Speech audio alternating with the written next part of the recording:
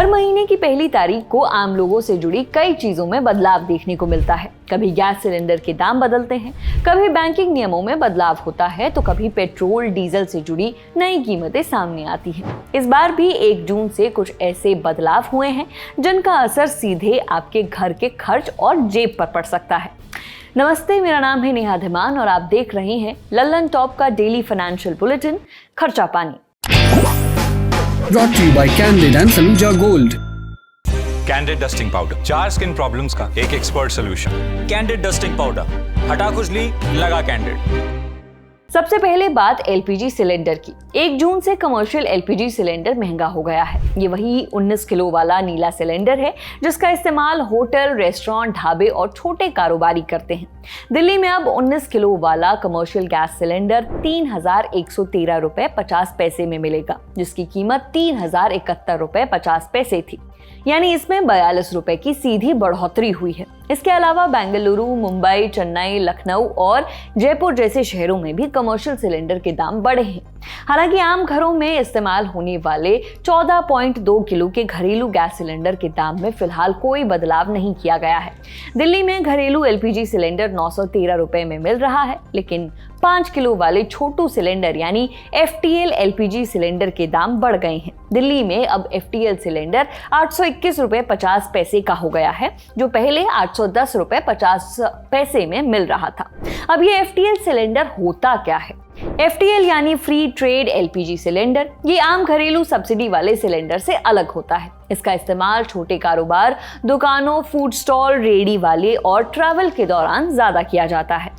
वहीं PNG gas consumer यानी pipe वाली गैस वालों को लेकर भी बड़ा बदलाव हुआ है। जिन घरों में PNG गैस की फैसिलिटी शुरू हो गई है, उन्हें अब 30 दिनों के अंदर अपना LPG कनेक्शन सरेंडर करना होगा। अगर कोई ऐसा नहीं करता है तो उसका LPG कनेक्शन ब्लॉक या कैंसिल किया जा सकता है।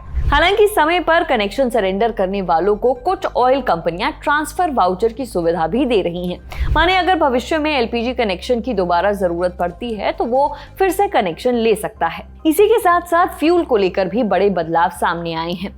सरकार ने पेट्रोल, डीजल और ATF यानी एविएशन टर्बाइन फ्यूल पर एक्सपोर्ट ड्यूटी घटाई है। पेट्रोल के एक्सपोर्ट पर 1.5 रुपए पर लीटर, डीजल पर 13.5 रुपए पर लीटर और ATF पर 9.5 रुपए पर लीटर चार्जेस तय किए हैं। लेकिन ये दाम एकदम फिक्स नहीं माने जा रहे। आने वाले दिनों में इंटरनेशनल मार्केट में कच्चे तेल की कीमतों पर ये डिपेंड करेंगे। आने वाले दिनों में पेट्रोल और डीजल के प्राइसेस पर भी इसका असर देखने को मिल सकता है। ये तो बात हुई गैस सिलेंडर और तेल की। अब बात करते हैं UPI पेमेंट यानी डिजिटल पेमेंट की। डिजिटल पेमेंट को और सिक्योर बनाने के लिए 1 जून से नया नियम लागू हुआ है। अब जब आप किसी को UPI से पैसा भेजेंगे तो पिन डालने से पहले स्क्रीन पर सामने वाले का बैंक में रजिस्टर्ड नाम दिखाई देगा। इससे आपको ये समझने में आसानी होगी कि पैसा सही खाते में जा रहा है या नहीं। ये नियम गूगल पे, फोन पे और पेटीएम जैसे सभी बड़े UPI ऐप्स पर लागू होगा। इससे गलत खाते में पैसा जाने की और फ्रॉडबाजी की गुंजाइश काफी कम हो जाएगी। इसी के साथ बैंकिंग सर्विसेज में भी बदलाव देखने को मिल रहा है। कई बैंकों ने ATM और दूसरी सर्विसेज पर चार्जेस से जुड़े नियमों को सख्ती से लागू करने का ऐलान कर दिया है। यानी अगर आप महीने में तय फ्री ट्रांजैक्शन की लिमिट पार कर देते हैं तो कैश निकालने, बैलेंस चेक करने या मिनी स्टेटमेंट निकालने पर ज्यादा चार्जेस देने पड़ सकते हैं। वहीं HDFC बैंक भी अपने कस्टमर्स के लिए कुछ बदलाव लाया है, जिसमें बैंक ने छोटे नोट और सिक्के डिपॉजिट करने की लिमिट फिक्स कर दी है। अब आप 20 रुपए या उससे कम के नोटों को हर महीने सिर्फ 10,000 रुपए तक जमा कर पाएंगे। वहीं हर महीने सिक्के जमा करने की लिमिट 5,000 रुपए रखी गई है। अगर कोई कस्टमर इससे ज्यादा जमा करता है तो उस पर 2% तक का चार्ज लग सकता है। इस 2% की कटौती को एक सिंपल एग्जाम्पल से समझते हैं।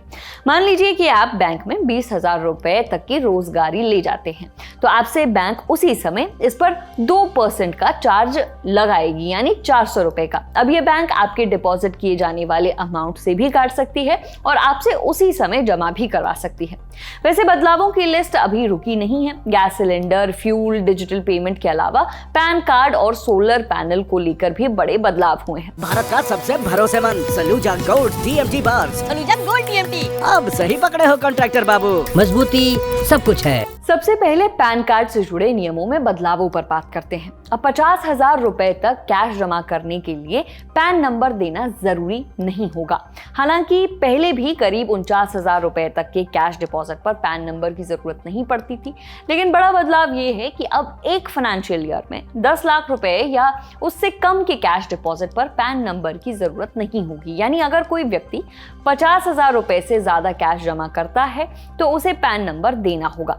वहीं अगर कोई व्यक्ति 50,000 रुपए या उससे कम की रकम बार बार जमा करता है और पूरे साल में कुल डिपॉजिट 10 लाख रुपए से ज्यादा हो जाता है, तब भी पैन नंबर देना जरूरी होगा। इसके अलावा अगर आप 20 लाख रुपए से ज्यादा कीमत की प्रॉपर्टी खरीदते हैं या बेचते हैं तो पैन नंबर देना जरूरी होगा। ये नियम गिफ्ट डीड पर भी लागू होगा। आपको बता दें कि गिफ्ट डीड एक लीगल डॉक्यूमेंट होता है जिसके जरिए कोई भी अपनी फ्री विल से अपनी चल या अचल संपत्ति जैसे घर, जमीन, फ्लैट या पैसा बिना किसी लेन देन के दूसरे को गिफ्ट के तौर पर दे सकता है। अब फाइनली बात सोलर पैनल की। सोलर पैनल लगाने वालों के लिए भी नया नियम लागू हुआ है। सरकार ने ALMM यानी approved list of models and manufacturers के नियम सख्त कर दिए हैं। इनके मुताबिक अब सिर्फ वही सोलर पैनल और सोलर सेल लगाए जा सकेंगे जिनकी मंजूरी सरकार की दी हुई लिस्ट में शामिल हो। इंडिया टुडे की रिपोर्ट के मुताबिक सरकार ये कदम इसलिए उठा रही है ताकि सोलर पार्ट्स के लिए चीन पर डिपेंडेंसी को कम किया जा सके। सोलर पैनल में सबसे जरूरी हिस्सा सोलर सेल होता है। यही सेल सूरज की रोशनी को बिजली में बदलता है। भारत हर साल करीब 200 गीगावाट सोलर मॉड्यूल बना सकता है, लेकिन सोलर सेल बनाने की क्षमता अभी काफी कम है। अभी देश में सालाना करीब 25 से 30 गीगावाट सोलर सेल ही बन पाते हैं।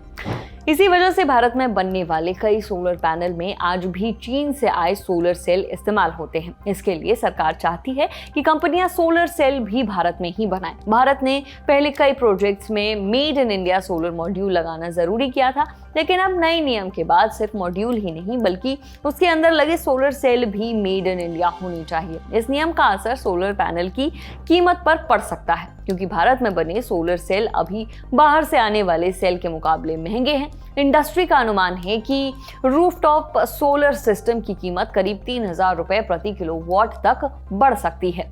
यानी अगर कोई परिवार 5 किलोवाट का रूफटॉप सोलर सिस्टम लगवाता है तो उसे करीब 15,000 रुपए ज्यादा खर्च करने पड़ सकते हैं। वैसे PM सूर्य घर योजना के तहत लोगों को सरकारी सब्सिडी तो मिलती रहेगी, लेकिन डॉक्यूमेंटेशन और वेरिफिकेशन की प्रोसेस थोड़ी सख्त हो सकती है। इस बदलाव से सबसे ज्यादा परेशानी छोटी सोलर कंपनियों को हो सकती है, क्योंकि ये कंपनियां खुद सोलर सेल नहीं बनाती हैं बल्कि बड़ी कंपनियों से सेल खरीदकर मॉड्यूल तैयार करती हैं।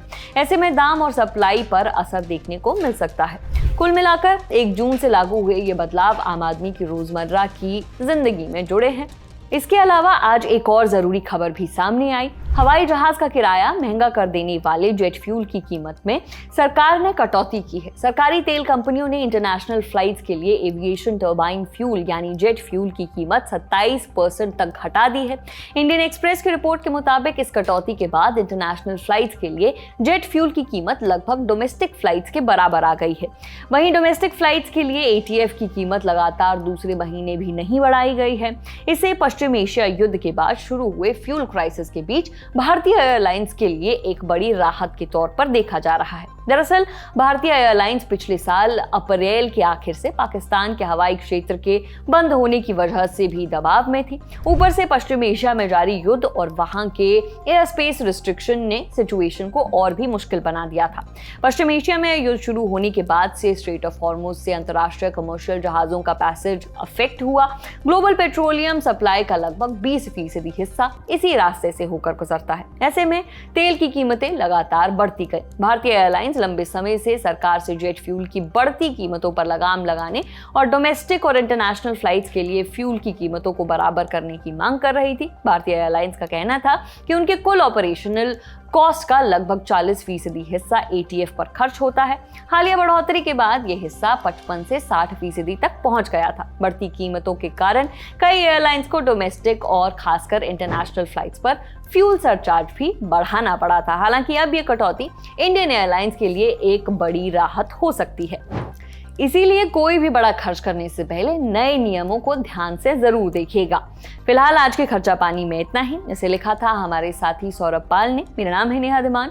देश दुनिया की खबरों के लिए देखते रहिए दी लल्लन टॉप। वीडियो अच्छा लगा हो तो लाइक और कमेंट भी जरूर करें। अगर अब तक नहीं किया तो दी लल्लन टॉप चैनल को सब्सक्राइब करना भी न भूलें।